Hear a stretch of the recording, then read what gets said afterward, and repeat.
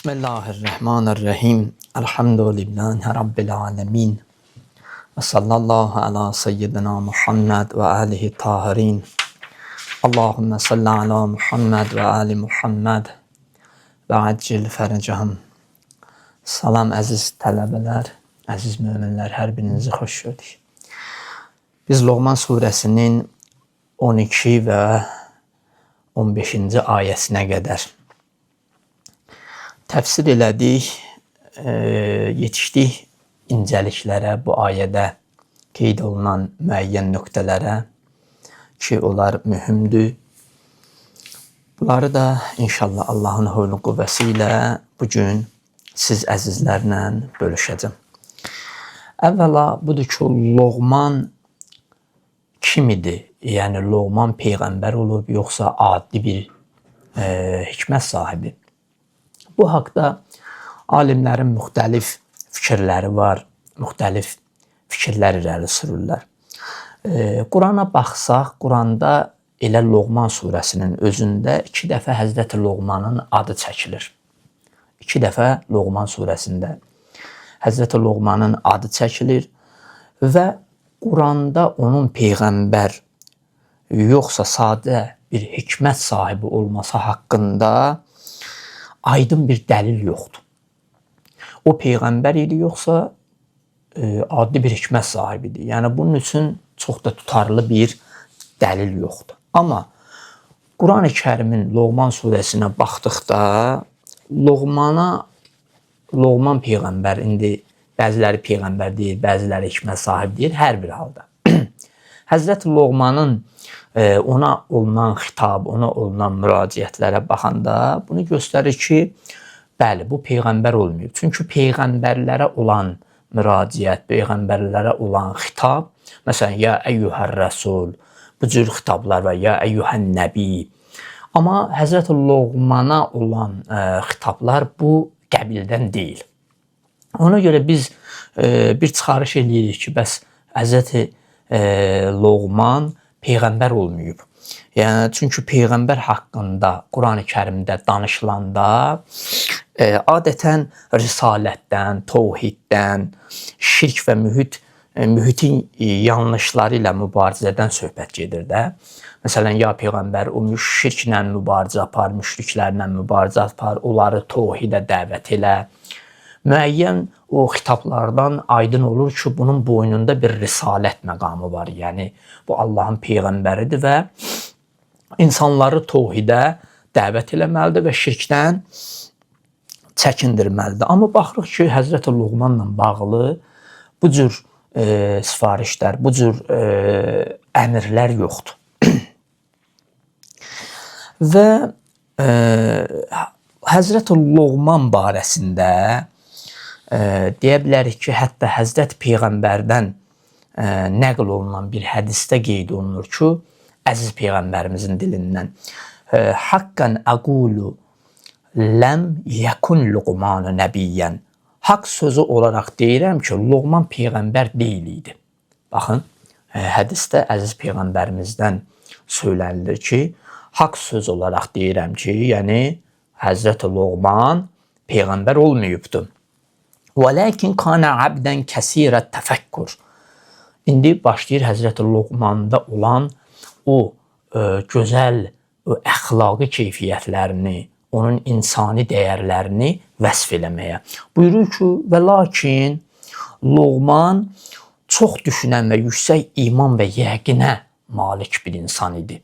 O çox düşünərdi, yəqin əhli idi və imanı olduqca çox idi. Görürsünüz, onda olan o xüsusiyyətləri Peyğəmbərimiz vəsf eləyir. Ardıca buyurur ki, əhəbballah, Allahı sevirdi. Allaha çox aşiq idi. Allahı çox sevirdi. Fəəhəbbəhu, və Allah da onu sevirdi. Və o sevgisinin müqabilində Allah da Həzrəti Loğmana aşiq idi, onu sevirdi. وَمَنَّ عَلَيْهِ بِالْحِكْمَةِ. Ona hikmət nemət verilmişdi. Baxın, Peyğəmbərin bu hədisində Həzrəti Loğmanı hikmətli bir insan kimi bizə təqdim edir. Ki, ona hikmət verilmişdi. Hikməti də kimə verirlər? Hansı insan hikmət sahibi olur? O insan ki, düşünür, təfəkkür eləyir Allah haqqında, Allahın yaratdıqları haqqında, öz varlığı haqqında dərin düşüncəyə sahibdir. Və bu düşüncə insanın Allaha olan əqidəsində və imanında möhkəm bir təsir qoyur. Artıq insan bu təfəkkürün vasitəsilə Allaha iti bir mərifət əldə edir. Və bu mərifətdən doğan ibadət də, bəndəçilik də təbii ki, iman dolu bir insanın vücudundan nəşət tapır. Ona görə buyurur ki, o çox təfəkkür eləyirdi. Təfəkkürünə görə o hikmət sahibidir. İmanlıydı. İmanı onu hikmət sahibi eləmişdi. Və yəqin əhli idi. Yəqin. O yəqin əhli idi Allah haqqında, axirət haqqında, Allahın ona vəd verdiyi nemətlər haqqında yəqini var idi. Allahın bütün işlərində yəqini var idi. Və ona görə Həzrəti Loğman hikmətli idi. Əgər insan təfəkkür eləyə, möhkəm imana sahib ola və yəqin əhli ola, təbii ki, o da Həzrəti Loğman təki hikmətli bir insan hesab olunacaq. Yəni, Peyğəmbər olmadığı halda, amma hikmətli bir insan idi. Allah onu Quranda gətirir adını. Həzrəti Loğmanın həyatını bizim üçün bir uyğun nümunə qərar verir. Baxın, görün, onu mən niyə Quranda vəsf eləyirəm Həzrəti Loğmanın? Onun adını niyə çəkirəm Quranda? Loğman surəsi ilə bağlı. Görürsünüz, Loğman surəsi. Baxın, görün, o hansı xüsusiyyətlərə sahib olub? Onda hansı özəllikləri olub ki, o hikmət sahib olub? Hikmət sahib olub. Və bəzi tarixi mənbələrə əsasən Loğman Peyğəmbər olmamağına baxmayaraq, amma o çox düşünən idi, çox təfəkkür eləyən idi və imanı da olduqca yüksək imanı sahibi idi. Yəni, belə deyim də, insanlar içində Allahın qüdrətini, Allahın əzəmətini göstərən bir insan idi. İnsanların içində yaşayırdı və onun varlığı insanlara Allahı xatırlada bilirdi. Allah haqqında o qədər dərin düşüncəyə sahibdir, o qədər imanlı idi. O qədər yəqin əhli idi ki, onun yəqini, imanı, təfəkkürü artıq cəmiyyətə sirayət eləmişdi. Hər bir insan Həzrəti Loğmanı barmaqla göstərirdi ki, bu hikmətli insandır. Hikmətli insandır, hər bir şeyi, danışığı, zarafatı, hər bir əməli hikmətdən doğur. Və Allahı sevirdi Həzrəti Loğman və Allaha çox aşiq bir bəndə idi, ömrünü Allahla keçirdirdi. Hətta tarixdə belə gətirirlər ki, Həzrəti Loğmanın zahiri qiyafəsi çirkin olub. Yəni, gözəl olmayıb zahiri qiyafəsi. Amma qəlbi və ruhu o qədər nurani olub, o qədər gözəl olub ki, insanlar onun çirkinliyinə yox, onun qəlbinin nuraniliyinə, onun qəlbinin səfalığına. Çünki qəlb əgər, ruh əgər gözəl olsa, bu dildən hikmət çeşmələri tökülməlidir. Bu baxışdan hikmət çeşmələri tökülməlidir. Rəftar, danışıq, bütün əməllər hamısı Allahı göstərəcək, Allahı nümayiş elətdirəcək. Baxmayaraq ki, zahiri qiyafəsi çirkin idi, amma onun qəlbi o qədər gözəl idi, ruhu o qədər gözəl idi ki, insanları çəkə bilirdi özünə. İnsanlar gəlib onun hikmətli sözlərinə qulaq asırdılar, onu dinləyirdilər. Və elə Həzrəti Loğman qeyd edirlər ki, tarixdə əvvəldən düz danışan olub. Yəni, əvvəldən o düz danışıb. Yalancı kimi onu tanımayıblar. Onu düz danışan kimi tanıyıblar. Və əmanətə heç zaman xəyanət eləməzdi. Kim ona əmanət versəydi, o əmanəti olduğu kimi sahibinə qaytarardı. İstər ilahi əmanət olsun, istər insanların onun boynunda qoyduğu əmanət olsun. Heç kəsin əmanətinə xəyanət eləməzdi. Və Həzrəti Loğman ona aid olmayan işlərə heç zaman müdaxilə eləməzdi. O bizdə bir söz var. ona aid olmayan işlərə başın soxmazdı. Yəni o iş ki onunla bağlı deyil. Ona bir aidiyyatı yoxdur. O məsələyə müdaxilə eləməzdi. Çəkilərdi qırağa. Bugünkü günü cəmiyyətdə niyə bu qədər ixtilaflar yaranır? Bu qədər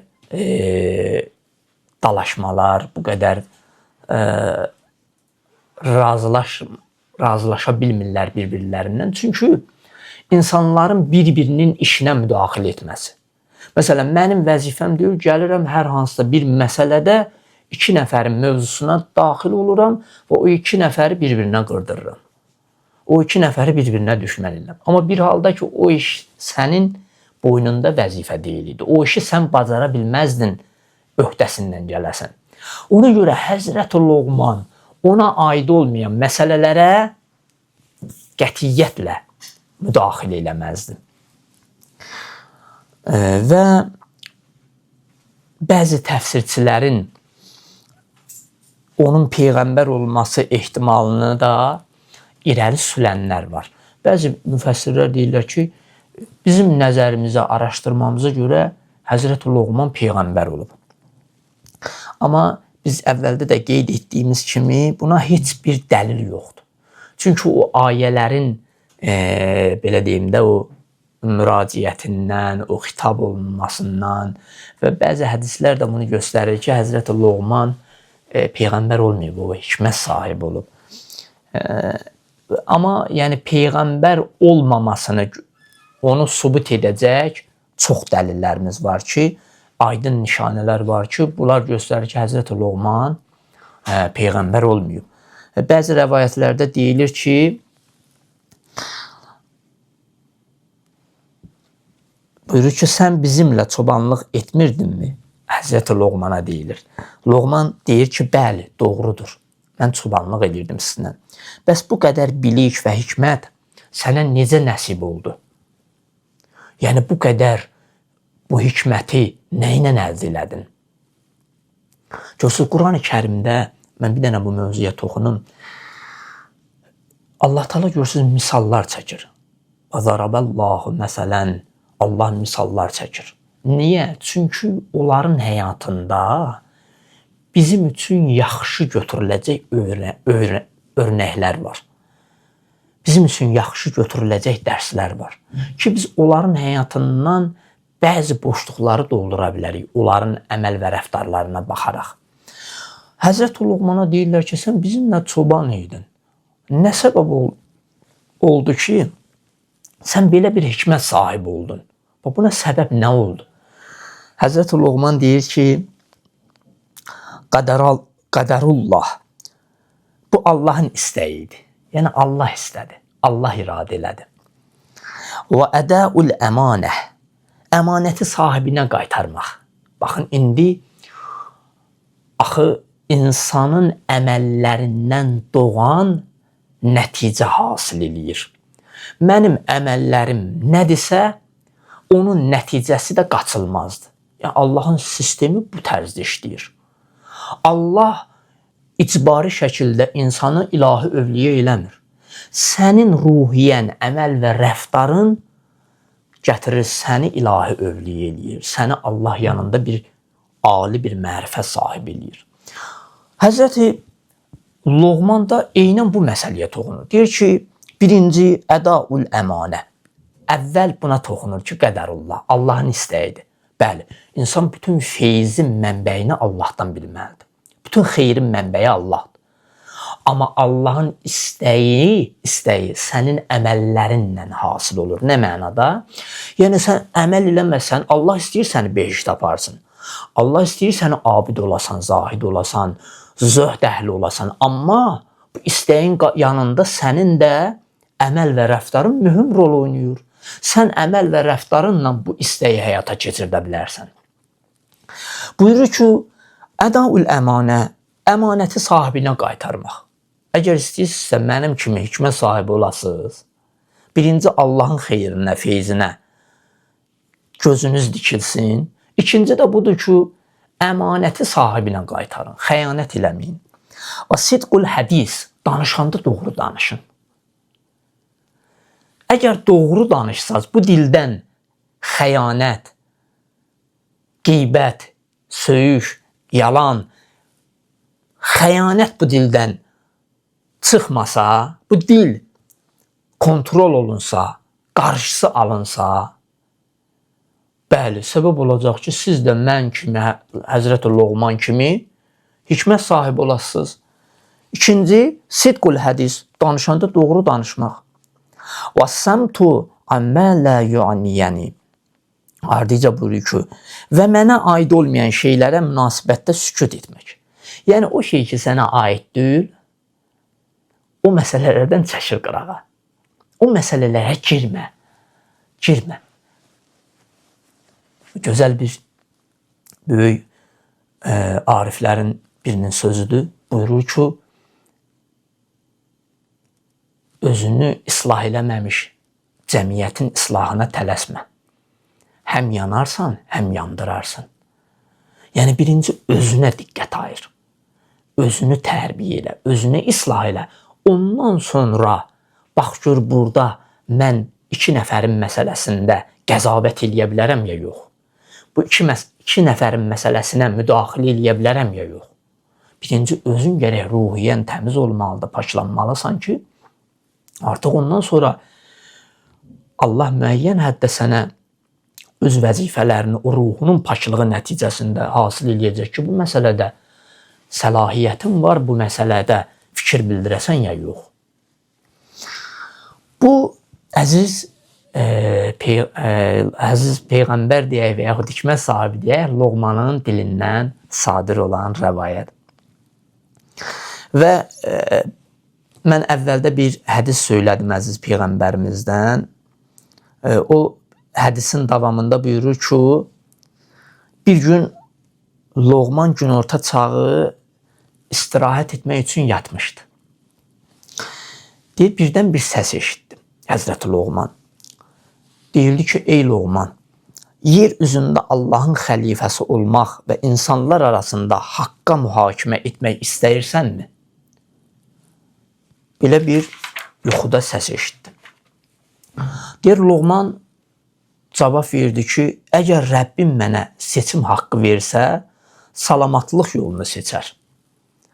Bu böyük sınağın altına girmərəm. Yəni, bir mənada bu ağır məsuliyyətli işdən imtina eləyir. Amma bir halda ki, Rəbbim icazə versə. Amma Rəbbim fərman versə, əmr eləsə, əmrini məmnuniyyətlə qəbul edərəm. Onun əmrindən boyun qaçırmaram. Çünki mənim üzərimə belə bir məsuliyyət qoyursa, mənə yardım edəcəyini və məni yolumdan sapmağa qoymayacağını bilirəm. Əgər Rəbbim əmr eləsə, mən bu əmrə tabi olsam, bilirəm ki, Rəbbim məni bu məsuliyyətli işdə, vəzifədə tək qoymayacaq. Mənə kömək eləyəcək. Deyir, mələklər onun görmədiyi halda dedilər. Həzrəti Loğmana dedilər ki, ey Loğman, nə üçün, yəni bu məsuliyyətdən, bu vəzifədən boyun qaçırmaq istəyirsən, əgər Allah izin versə. Deyir, Loğman dedi ki, çünki insanlar arasında mühakimə yürütmək ən çətin vəzifə və ən mühüm mərhələdir. Bəzən insanlar elə danışmaq istəyir. Hər bir məsələdə mühakimə eləmək istəyir, qəzavət eləmək istəyir, fikir irəli sürmək istəyir. Yəni sözdür də, belə deyim, rasxodsuz, xərci yox, xəsarəti yox, danışım. Nə problemi var ki? Amma hikmətli insanlar sözü az danışırlar və az danışdıqları sözün də məsuliyyətini anlayırlar. O bizim el-oba sözümüzdür də, yüz ölçüb bir biçirlər. Niyə? Çünki fikir bildirmək, ağıl vermək, bu olduqca ağır məsələdir. Bu, pak ruhiyyəli, dərin düşüncəli insanların xüsusiyyətidir. Baxın, bu o qədər ciddi məsələdir ki, Allah Peyğəmbərə deyir, ya Peyğəmbər, sən qorxud, müjdələ. Yəni, Bu bir mənada peyğəmbərlərin öhdəsinə qoyulan bir məsələdir. Ona görə Həzrəti Loğman buyurur ki, bu vəzifə çox çətin və çox ağır bir mərhələdir. İnsanlara öğüt nəsihət vermək, onları haqqa yönəltmək. Görürsən, bəzən olur ha, məsələn, bir məclisdə deyək və yaxud bir toplumda oturanda baxırsan ki, məsələn də heç ruhani deyil, dini təhsili yoxdur, istəyir elə danışsın, fikir bildirsin.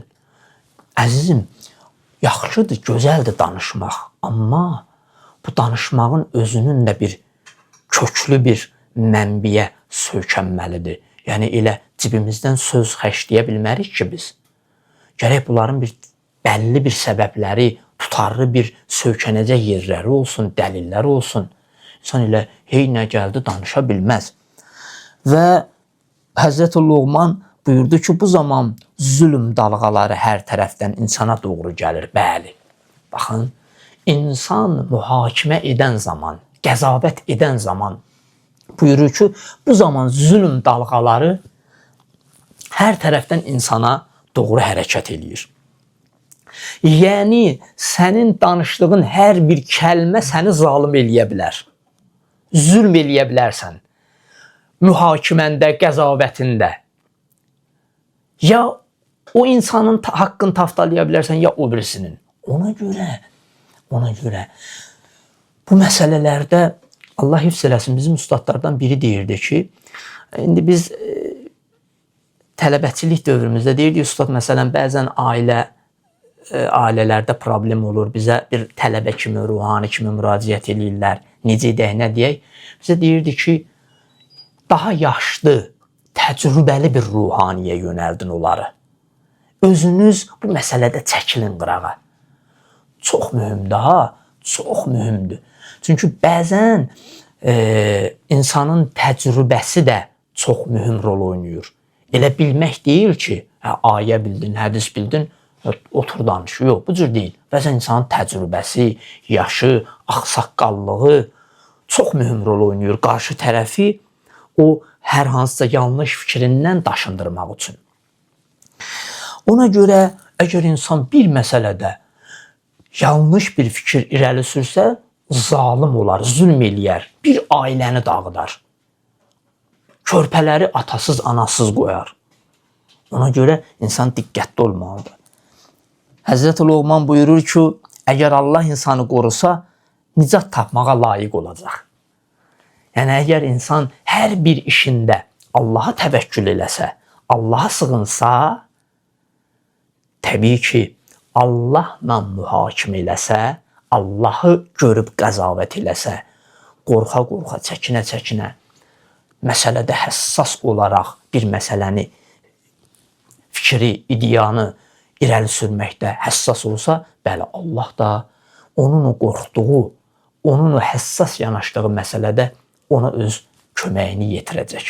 Onun əlindən tutacaq. Əgər xəta etsə, cənnət yolundan çıxacaq. Allah-u Ekber, nə gözəl nəsihətdir, nə gözəl nəsihətdir. Əgər insan xəta eləsə, o doğru yoldan sapınacaq, hidayət yolundan sapınacaq. Görürsünüz, Həzrəti Loğman niyə peyğəmbərlik vəzifəsindən imtina eləyir? Çünki məsuliyyətli bir məsələdir, çox ağır işdir. Deyir ki, əgər insan xəta eləsə dilində, qəzavətində, mühakiməsində, cənnətdən uzaq düşəcək, yəni Allahdan uzaq düşəcək, hidayət yolundan uzaq düşəcək. Dünyada başı aşağı, axirətdə başı uca olan kəs, dünyada başı uca, axirətdə isə başı aşağı olan şəxsdən daha yaxşıdır. Bəzi insanlar var, dünyada başı ucadır. Amma o görünməyən tərəfin cəmaat bilmir axım. Avam cəmaatdır. Məsələn, bunun qolunun qüdrəti var, biraz pulu var, vəzifəsi var. Qışqırır, əlini stola vurur ki, belə olmalıdır. Amma belə olmamalıdır. Baxırsan ki, bu hikmətli kişilər, hikmət sahibləri bu məsələləri bu cür mühakimə eləməyib. Məsələn, insan bir dənə səthi bir məsələni görür, ona mühakimə eləyir, qəzavət eləyir ki, bəs bu varsa, bəli, bu məsələn zina əhlidir. Bunun haqqında belə eləyin. Ailə dağıldı, boşandı, getdi. Məsələn, o bir əhvalat danışım. Çox xoşuma gəlir bu əhvalat.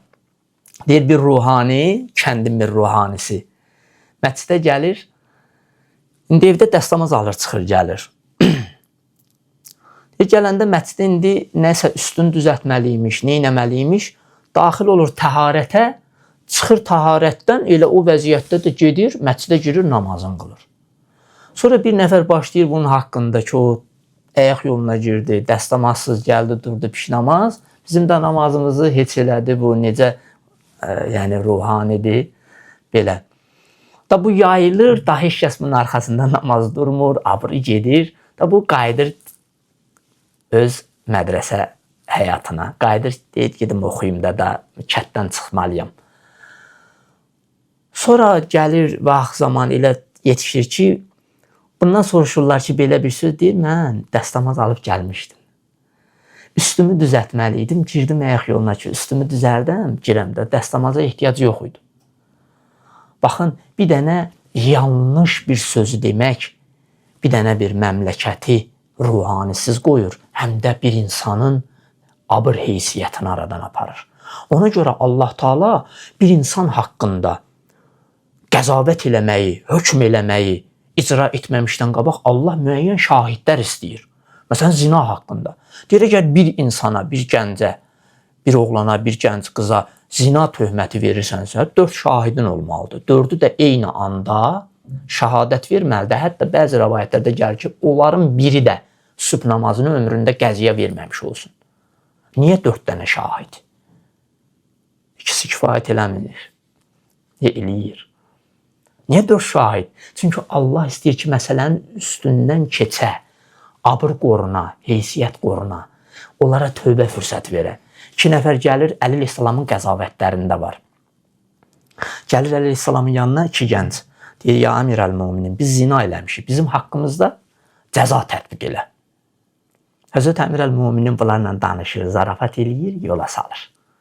Səhərçi günü yenə gəlirlər. Ya əmir-əl-müminin, biz zina eləmişik, bizim haqqımızda bir hökm ver, bizi cəzalandır. Həzrət əmir-əl-müminin deyir, zina eləmərsiniz, belə danışır, öğüt nəsihət eləyir, yola salır. 3-cü günü Həzrət əmir-əl-müminin onların haqqında artıq zina hökmünü icra eləyir. İmam idi, elmi qeybi var idi. Bilmirdi ki, onlar zina eləmişdi. Niyə 3-cü günə saxladı? Eynən Allahın sünnətidir. Eynən Allahın sünnətidir. Allah necə deyirsə, məsum imamlar, ilahi övliyalar eynən bu cür insanlarla rəftar eləyirlər. Çünki insanlara bağışlanma fürsəti verirlər. İnsanların abır heysiyyəti Allahın yanında çox dəyərlidir. Onu tökmək olmaz, onu aparmaq olmaz. Və Həzrəti Loğman çox gözəl buyurur ki, bəli, sən elə işlər görərsən ki, dünyada başın belə yuxarı olsun, hamı səni barmaqla göstərsin, amma qiyamət gündə baş aşağı olasın. O elədiyin mühakiməyə görə, o elədiyin qəzavətə görə. Mələklər Loğmanın maraqlı məntiqindən heyrətə düşdülər. Bu sözləri Həzrəti Loğman mələklərə danışır. Deyir, mələklər heyrətə düşdü Həzrəti Loğmanın bu hikmətli sözlərindən. Ki, bu nə qədər dərin düşüncəli insandır. Nə qədər həssasdır Allahın o qoyduğu qayda qanunlara. Deyir, Loğman bu sözü deyib yuxuya getdi. Allah onun qəlbinə hikmət saldı. Deyir, Allah Həzrəti Loğmanın qəlbinə hikmət saldı. Oyananda deyir, Həzrəti Loğmanın dili hikmətlə açıldı. Hikmət tökülürdü Həzrəti Loğmanın dilinə. Ona görə, əziz möminlər, əziz tələbələr, biz belə bir ilahi övliyalara möhtacıq. Onların həyatı, onların bizə verdiyi dərslər bizim üçün çox mühümdür. Biz əgər ruh tərəfimizi anlamışıqsa, bunun ehtiyaclarını başa düşürüksə ki, bu ruh kamal tapmalıdır, inkişaf eləməlidir. Bu ruhun təlim tərbiyəsi birbaşa Allahın nümayəndələrinin əlindədir. ilahi övliyaların əlində. Peyğəmbərlərin, məsum imamların, ilahi övliyaların. Ki, onların həyatı, onların sözləri bizim üçün yaxşı, gözəl bir nümunədir və dərsdir. Mən növbəti mövzunu saxlayıram. İstəyirdim bugün bunu danışım, amma vaxtımız çatmadı ki, Loğmanın hikmətindən nümunələr var. Bunu da inşallah növbəti dərsimizdə oxuyarıq. Sağ olun, Allaha əmanət olun.